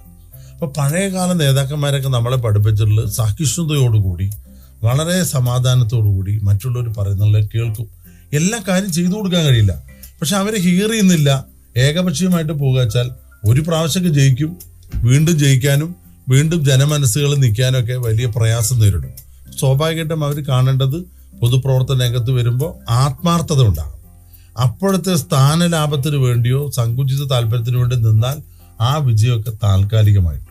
അപ്പൊ സ്ഥിരമായി ജനങ്ങളുടെ ഇടയിൽ പ്രതിഷ്ഠ നേടണമെങ്കിൽ സ്ഥിരമായിട്ട് ഉത്സാഹിക്കണം, സ്ഥിരമായി കഠിന പ്രയത്നം നടത്തണം, നല്ല ആത്മാർത്ഥത്തോടുകൂടി പ്രവർത്തിക്കണം. അപ്പൊ നമ്മുടെ പാർട്ടിക്കാർ മാത്രമല്ല, മറ്റു പല പാർട്ടിക്കാരും പല ആശയങ്ങളുള്ളവരും വ്യക്തി എന്നുള്ള നിലയ്ക്ക് ഇദ്ദേഹത്തെ അംഗീകരിക്കും. അപ്പൊ ജനങ്ങളോടൊപ്പം നിന്ന് പ്രവർത്തിച്ചാൽ, നല്ല കഠിനാധ്വാനം നടത്തിയാൽ നേടാവുന്നതെല്ലാം നേടാൻ കഴിയും. എല്ലാം എളുപ്പത്തിൽ നേടാം, പിൻവാതിലൂടെ നേടാം എന്ന് വിചാരിച്ചാൽ താൽക്കാലികമായിട്ടൊക്കെ നടക്കും, അതൊരു ശാശ്വതമായ കാര്യമല്ല. അതുകൊണ്ട് നല്ല പക്വതയോടുകൂടി ജനങ്ങളുമായി ഇടപഴകി പാവപ്പെട്ടവരെ സഹായിക്കും. ഇപ്പൊ ഇവിടെ നേരത്തെ സൂചിപ്പിച്ചു, ബഹ്റൈനിലാണെങ്കിലും വിദേശത്ത് വരുന്ന മലയാളികളൊക്കെ അവരുടെ കൂട്ടായ്മയിൽ പ്രധാനമായിട്ടും സന്നദ്ധ പ്രവർത്തനമാണ്, ജീവകാരുണ്യ പ്രവർത്തനമാണ്. അതെല്ലാം ചെയ്യുമ്പോഴാണ് മനുഷ്യത്വമുള്ള ഒരു നേതാവാകും. സ്വാഭാവികമായിട്ടും മനുഷ്യത്വം കൈവിടാതെ എല്ലാവരോടും സ്നേഹത്തോടും ആവശ്യമായ ബഹുമാനത്തോടു കൂടി പ്രവർത്തിച്ചാൽ പൊതുപ്രവർത്തനം സ്വർഗതുല്യമായിരിക്കും. അല്ല, വളരെ ശരിയാണ്. കാരണം ഏതൊരു നേതാവിന്റെയും ഐഡന്റിറ്റി അവിടെയാണ്. അതൊരു പാർട്ടിയിലോ ഒരു നിറത്തിലോ ഒന്നുമല്ല, ഒരു വ്യക്തി എന്ന നിലയ്ക്ക് ആ ഒരു വ്യക്തിക്ക് കിട്ടുന്ന ഒരു ഐഡന്റിറ്റി, റെക്കഗ്നിഷൻ. വളരെ ശരിയായി പറഞ്ഞു വെച്ചു. ഒരു പൊളിറ്റീഷ്യൻ അല്ലായിരുന്നെങ്കിൽ എന്താകുമായിരുന്നു? ഞാനൊരു പട്ടാളക്കാരനായിരുന്നു. അത് വല്ലാത്തൊരു ട്വിസ്റ്റ് ആണല്ലോ. അതായത് ഞാൻ സ്കൂളിൽ പഠിക്കുന്ന സമയത്ത് പത്രത്തിൽ ആഡ് കണ്ട്, അന്നൊക്കെ പത്രത്തിൽ കണ്ട് ഞാൻ അപേക്ഷ അയച്ചു ആർമിയിൽ ചേരാൻ. അപ്പോൾ 18 വയസ്സ് നിർബന്ധമാണ്. അങ്ങനെ അയച്ച് കോളേജിലാണെന്ന് തോന്നുന്നു. ആ സമയത്ത് ഞാൻ അപേക്ഷ അയച്ച് മറന്നു. എനിക്ക് ഭയങ്കര ആഗ്രഹമായിരുന്നു, കാരണം എൻ്റെ അമ്മയുടെ അച്ഛൻ സബ് ഇൻസ്പെക്ടറായിരുന്നു. അപ്പൊ ആ പോലീസ് വേഷവും ലാത്തിയൊക്കെ ഇട്ടൊക്കെ വീട്ടിൽ വരുമ്പോൾ ഞങ്ങളൊക്കെ നല്ല പഠിക്കാൻ വേണ്ടിയിട്ട് ചൂരലൊക്കെ എടുത്തു വെച്ച് ഇടയ്ക്ക് ശിക്ഷയൊക്കെ അങ്ങനെ കിട്ടല്. അപ്പൊ അതിനോടൊരു ബഹുമാനമാണ്. ആ തൊപ്പിയൊക്കെ ഇട്ട് യൂണിഫോം ഒക്കെ ഇട്ട് വരുമ്പോൾ ഒരു ആരാധനയായിരുന്നു, ഭയങ്കര പേടിയായിരുന്നു. പക്ഷെ ഇദ്ദേഹത്തിനേക്കാൾ വലിയ ആളാകണമെന്നാണ് ഞാൻ വിചാരിച്ചു. അപ്പൊ ആർമിയിലായ കുറച്ചും കൂടി ഉയർന്ന ജോലി ചെയ്യാൻ പറ്റുന്ന കരുതി അങ്ങനെ അപേക്ഷയൊക്കെ അയച്ചു. അപ്പൊ എൻ്റെ അമ്മയ്ക്ക് ഒരു ആൺകുട്ടി ഞാൻ മാത്രമേ ഉള്ളൂ, എൻ്റെ സിസ്റ്റേഴ്സാണ് രണ്ടുപേര്, ചേച്ചി അനിയത്തിയാണ്. അങ്ങനെ കോളേജൊക്കെ വിട്ട് വരും, അങ്ങനെ നോക്കും. കുറെ കഴിഞ്ഞു എനിക്ക് റിപ്ലൈ ഒന്നും വന്നില്ല. അപ്പൊ എന്നെ ഒന്നും ഇൻവൈറ്റ് ചെയ്തില്ല, അല്ലെ ഇന്റർവ്യൂവിനൊന്നും വിളിച്ചിട്ടില്ല. അങ്ങനെ ധരിച്ചു. എത്രയോ മാസങ്ങൾ കഴിഞ്ഞ് ഒരു ദിവസം പൂജാമുറി കയറി. അന്ന് ഈ പൂജ സമയമാണ്, പുസ്തകം പൂജയ്ക്ക് വെക്കുന്നു. അങ്ങനെ രാമായണം വായിക്കണം നിർബന്ധമായിട്ട്. അങ്ങനെ സ്റ്റാൻഡിൽ വെച്ചിരുന്ന രാമായണം മറച്ച് ഇത്ര പേജ് വായിക്കണം എല്ലാ ദിവസവും. അപ്പോൾ അങ്ങനെ വായിച്ച് മറച്ചപ്പോൾ പെട്ടെന്നൊരു ലെറ്റർ, എൻ്റെ പേരിലുള്ള ലെറ്റർ ഇരിക്കുന്നു. ഞാൻ അതിശയത്തോടുകൂടി പേടിച്ചു പോയി. ആരെങ്കിലും എന്തോ കത്ത് വന്ന് അത് അമ്മ എടുത്തു വെച്ചു. ഞാനത് എടുത്ത് നോക്കുമ്പോൾ എൻ്റെ അഡ്രസ്സിലാണ് വന്നിരിക്കുന്നത്. അപ്പോൾ ഈ രാമായണത്തിനുള്ളിലിരിക്കും. ഇതെന്താ ഇവിടെ വന്ന് നോക്കുമ്പോൾ അത് പൊട്ടിച്ച് വായിച്ചു നോക്കുമ്പോൾ കോഴിക്കോട് നടന്ന ക്യാമ്പിലേക്ക് എനിക്ക് ടെസ്റ്റിന് വേണ്ടിയിട്ട് ചെല്ലാനുള്ള കത്തായിരുന്നു. അപ്പൊ അമ്മ ഈ കത്ത്, നമ്മൾ കോളേജിൽ പോയ കത്തൊക്കെ വരെ പോസ്റ്റ്മാൻ വന്ന വരാനുള്ള പൊട്ടിച്ച് വായിച്ചു നോക്കുമല്ലോ പണ്ടൊക്കെ, മാതാപിതാക്കൾ വായിച്ചു നോക്കും. അപ്പൊ ഇത് കണ്ട് അമ്മ ഭയപ്പെട്ട് അച്ഛനോട് പോയി പറഞ്ഞു. അച്ഛൻ പറഞ്ഞു നീ ആ കത്ത് ഇവിടെ മാറ്റി വെച്ചോ എന്ന് പറഞ്ഞു. അപ്പൊ ആകെയുള്ള ഒരു മകൻ പട്ടാളത്തിൽ ചേരൂ എന്നുള്ള പേടി കൊണ്ട് അവരൊന്ന് ഒളിപ്പിച്ചു വെച്ചോണ്ട് ഞാനിന്ന് ഇന്ത്യൻ പാർലമെന്റ് ഇല്ലെങ്കിൽ പട്ടാളത്തിൽ ചേർന്നേനെ. പക്ഷെ അതിന് പകരമായിട്ട് എൻ്റെ പെങ്ങളുടെ മകൻ, അവൻ ഒരിക്കലും ഒരു പ്ലാൻ ചെയ്തിട്ടില്ല. എയറോനോട്ടിക്കൽ എഞ്ചിനീയറിംഗ് കഴിഞ്ഞതാണ് ഹൈദരാബാദ്. പെട്ടെന്നൊരു സുപ്രഭാതത്തിൽ അവൻ ഓഫീസർ റാങ്കിലേക്ക് അപേക്ഷ കൊടുക്കുന്നു. എൻ്റെ പെങ്ങള് ഞെട്ടലോടുകൂടിയാണ് കാണുന്നത്. കാരണം അവരൊക്കെ ഇപ്പോൾ വന്ന കത്ത് അവർക്ക് തന്നെ കിട്ടുമല്ലോ, അവരെന്നെ. അപ്പൊ എൻ്റെ അമ്മയ്ക്ക് കിട്ടിയ ചാൻസ് എൻ്റെ സഹോദരിക്ക് കിട്ടിയില്ല. അപ്പൊ അവനിപ്പോ ആർമിയിൽ മേജർ ആയിട്ട് പ്രവർത്തിക്കുകയാണ്. 27 വയസ്സായി. അത് കണ്ടപ്പോൾ വളരെ സന്തോഷമായി. ഞാൻ തന്നെ പോയിരുന്നു, ഓഫീസ് അക്കാഡമിയിൽ പോയിരുന്നു. അപ്പോൾ അവരെ അപ്രീഷിയേറ്റ് ചെയ്തു. അങ്ങനെ ചെറുപ്പത്തിൽ തന്നെ നല്ല ഒരു ഉയർന്ന റാങ്കിലുള്ള പട്ടാളക്കാരനായിട്ടാണ് ജോലി ചെയ്യുന്നത്. Very good. ഒരു ഓണക്കാലം, ഓണം കഴിഞ്ഞു നാട്ടിലൊക്കെ, എന്നാലും ഇവിടെ ഇപ്പോഴും ഓണം തുടരുകയാണ് പ്രവാസ ലോകത്ത്. ഇപ്പോൾ ഒരു ഓണക്കാലം അവസാനിക്കുന്ന സമയത്ത് പാക്റ്റിൻ്റെ ഓണാഘോഷങ്ങളുടെ ഭാഗമായി ഇവിടെ എത്തി ലൈവ് FM സ്റ്റുഡിയോയിൽ വരാൻ പറ്റി. Thank you very much. വളരെ വളരെ സന്തോഷം ഇവിടെ വന്നതിൽ. ഞങ്ങൾ ഒരുപാട് എൻജോയ് ചെയ്തൊരു കോൺവെർസേഷൻ. ഇവിടെ എൻ്റെ ചുറ്റും നിൽക്കുന്ന എല്ലാവരുടെയും മുഖത്തൊരു ചിരിയുണ്ട്. ഇത് കേട്ടവർക്ക് എല്ലാവർക്കും പാലക്കാടിനെ കുറിച്ച് ഒരുപാട് സ്നേഹത്തോടെ ഈ കോൺവെർസേഷൻ മനസ്സിലെടുക്കും, ഉറപ്പാണ്. എങ്കിലും as we come to the close, മലയാളികളായ, ബഹ്റിനിലുള്ള മലയാളികളായ പ്രവാസികളോട് എന്താണ് പറയാനുള്ളത്? പാലക്കാടുകാരോടും എന്താണ്? ആദ്യമായി ലൈവ് FM-ന് എല്ലാവിധ വിജയാശംസകളും നേരുകയാണ്. ഇങ്ങനെ വരാനും നിങ്ങളോട് സംവദിക്കാനും കഴിഞ്ഞത് എനിക്ക് ജീവിതത്തിൽ കിട്ടിയിട്ടുള്ള ഒരു അപൂർവമായ ഒരു അവസരമാണ്. ആ അവസരം ഉണ്ടാക്കിയതിന് നന്ദി പറയുന്നു. പ്രേക്ഷകർക്ക് എല്ലാവർക്കും എൻ്റെ ഹൃദയം നിറഞ്ഞ ഓണാശംസകൾ നേരുന്നു. കേരളത്തിൽ 10 ദിവസമാണ് ഓണാഘോഷമെങ്കിലും കേരളം വിട്ടാൽ ലോകം മുഴുവൻ ഏകദേശം 100 ദിവസമാണ് ഓണാഘോഷം. ഇപ്പം ഞാൻ ബഹ്റിനിൽ വരുന്നു. ഇനി അടുത്ത ആഴ്ച പോകുന്നത് സൗദി അറേബ്യയിലേക്കാണ്. അവിടെയും ഓണാഘോഷം തന്നെയാണ്. അതിന്റെ അടുത്ത ആഴ്ച ഞാൻ US പോകുന്നു. അവിടെയും ഓണാഘോഷം ഉണ്ട്. ജേർണലിസ്റ്റ് യൂണിയന്റെ ഒരു പ്രോഗ്രാമിന് പോകുന്നു. പക്ഷേ 2-3 സ്ഥലത്ത് ഓണാഘോഷമാണ്. ഇപ്പൊ മലയാളികൾ എവിടെയുണ്ടോ അവിടെയൊക്കെ ഓണാഘോഷം ഉണ്ട്. മലയാളികളുടെ വലിയ മഹോത്സവമാണ് ഓണം. അത് ഒരുമയുടെയാണ്, സ്നേഹത്തിന്റെയാണ്. അങ്ങോട്ടും ഇങ്ങോട്ടും ആദരിക്കുകയും ബഹുമാനിക്കുകയും ചെയ്യുന്നത്. അങ്ങനെ മലയാളികൾ എവിടെ പോയാലും ആ കൂട്ടായ്മ നിലനിർത്തണം. മറ്റുള്ളവർക്ക് അസൂയ ഉണ്ടാക്കുന്ന തരത്തിലാണ് മലയാളികളുടെ കൂട്ടായ്മ ഉണ്ടാകുക. സ്വാഭാവികമായിട്ടും നമ്മളിൽ ഉള്ള നന്മയാണ് അതിൻ്റെ ഏറ്റവും പ്രധാനപ്പെട്ട കാര്യം. അപ്പോൾ നമ്മുടെ പാരമ്പര്യവും പൈതൃകമൊക്കെ വെച്ച് കള്ളവുമില്ല, ചതിയുമില്ല, എള്ളോളമില്ല, പൊളിവച്ചനം. നമ്മൾ മനസ്സിനോട് ദിവസം ചോദിക്കുക നമ്മൾ എത്ര നുണ പറഞ്ഞു. ചെറിയ ചെറിയ നുണകളൊക്കെ ആവാം, പക്ഷെ മറ്റുള്ളവർക്ക് ഹേർട്ട് ചെയ്യുന്ന നുണകൾ പറയാതിരിക്കുക. അത്തരത്തിൽ മറ്റുള്ളവരെ അവർക്ക് ദോഷകരമായ പ്രവൃത്തി നമ്മൾ ചെയ്യാതിരിക്കുക. അതിന് ദൈവം നമുക്ക് ആ സാഹചര്യം ഉണ്ടാകട്ടെ എന്ന് പ്രാർത്ഥിക്കുക. അങ്ങനെ ദൈവവിശ്വാസവും നമ്മുടെ ആചാരാനുഷ്ഠാനങ്ങളും ജാതി മത വ്യത്യാസമില്ലാതെ എല്ലാവരുടെയും വിശ്വാസങ്ങളെ അംഗീകരിക്കുക. നമ്മൾക്കും ഒരുപാട് കാര്യങ്ങൾ ചെയ്യാനുണ്ട്. ലോകം നന്നാക്കാൻ എനിക്ക് പറ്റൂ, രാജ്യം നന്നാക്കാൻ എനിക്ക് പറ്റും, നാട് നന്നാക്കാൻ എനിക്ക് പറ്റും എന്ന് ചോദിക്കുന്നവരുണ്ട്. പക്ഷെ നമ്മൾ വിചാരിച്ചാൽ, നമ്മളെപ്പോലുള്ളവർ വിചാരിച്ചാലേ ലോകം നന്നാവുള്ളൂ. കാരണം എനിക്കും ഒരു റോളുണ്ട് പൊതു ഇടത്തിൽ. എനിക്കും ഒരു എൻ്റെ കാര്യം, എൻ്റെ കുടുംബകാര്യം എന്ന് മാത്രമല്ലാതെ എന്തിനാ മറ്റുള്ളവരുടെ കാര്യമൊക്കെ അന്വേഷിക്കണം ചോദിക്കുന്ന ഒരുപാട് പേരുണ്ട്. അതിനേക്കാളൊക്കെ ഉപരി നമുക്ക് മറ്റുള്ളവർക്ക് വേണ്ടി എന്തെങ്കിലും ഒന്ന് ചെയ്യാൻ കഴിഞ്ഞാൽ തീർച്ചയായിട്ടും അത് ജീവിതത്തിൽ തിരിച്ചു ലഭിക്കുമ്പോഴാണ് ആസ്വാദ്യകരമായിട്ടുള്ള അനുഭവമായിട്ടത് മാറുന്നത്. തീർച്ചയായിട്ടും നമ്മൾ നമുക്ക് വേണ്ടി മാത്രമല്ല അടുത്ത തലമുറകൾക്ക് വേണ്ടി നമ്മൾ പ്രവർത്തിക്കുക. സമൂഹത്തിന് വേണ്ടി എന്തെങ്കിലും ചെയ്യാൻ കഴിഞ്ഞാൽ തീർച്ചയായിട്ടും അത് കഴിയണം. മലയാളികൾ വിദേശത്ത് പോകുമ്പോഴാണ് യഥാർത്ഥത്തിൽ കാഠിന്യമുള്ള ജീവകാരുണ്യ പ്രവർത്തനം നടത്തുന്നത്, റിസ്ക് എടുത്തുകൊണ്ട്.